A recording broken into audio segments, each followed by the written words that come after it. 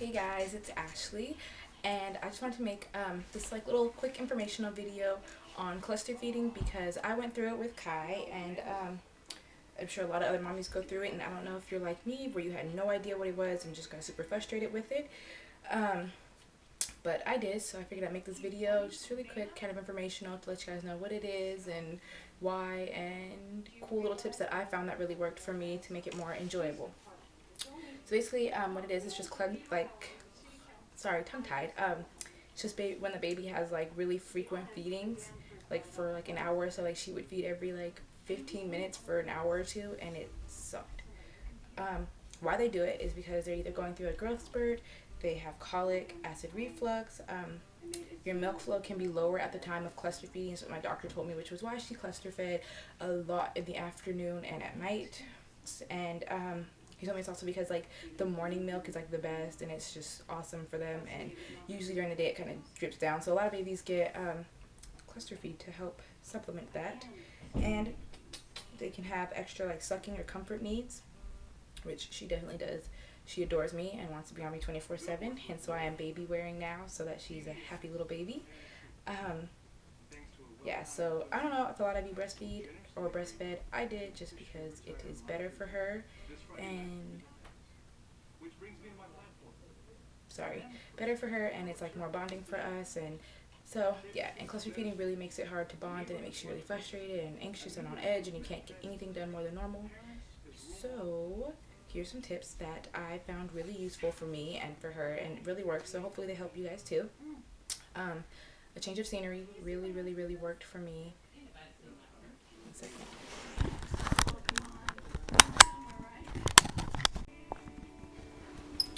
Okay, so some tips that really helped me with cluster feeding and kind of made it more enjoyable to be breastfeeding and everything again.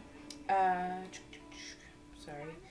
It was a change of scenery. So I know for me, I breastfeed her in my room a lot, just so I don't have to hurry up and run to my room when my dad comes home, or if my sister brings her friends over, or just anything, family members. But it definitely starts to feel like the walls are closing in on you if you stay in the same spot too much. So I definitely tried to switch it up. If no one was home, I'd go in the living room, I'd go in my backyard, I would go in my parents' room and rock her, just whatever, to get kind of a new scenery. And I just didn't feel so trapped, and I honestly felt a little bit better when I did that. I did one of my friends suggested this actually, to do mind strengthening activities.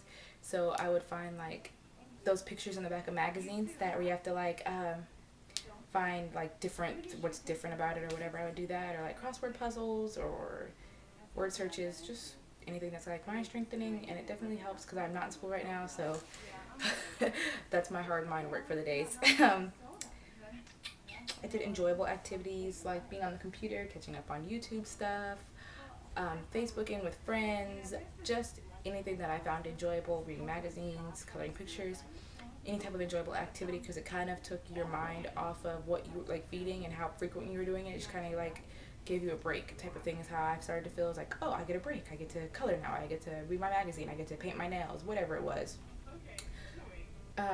Listening to soothing sounds, it definitely helped for me, because it took me out of the mindset oh my god, I have to feed again. And it kind of relaxed her as well. We have this little CD that has a bunch of different nature sounds on it. She loves it. I liked it because it relaxed me and her, which made feeding way easier because she's not fussy and all over the place, and I was calm, she was calm. Awesome. I did other relaxing things before feeding, because it got to the point where she was on a schedule. I knew okay, at this time she's going to start feeding, and she's going to do it for an hour and a half, 2 hours, whatever it was. And so I would just do things to relax her before.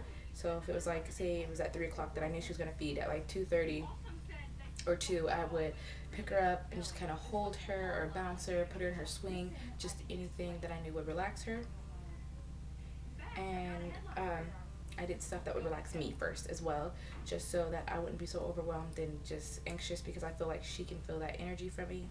And I feel that really helped me as a person, and probably helped her as well, so that way she wasn't just completely on edge and upset as I'm trying to feed her.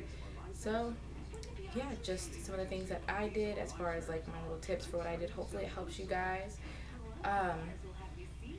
And informational. If not, then you just got another cool little video on what I've been up to, since I haven't made an update in a while.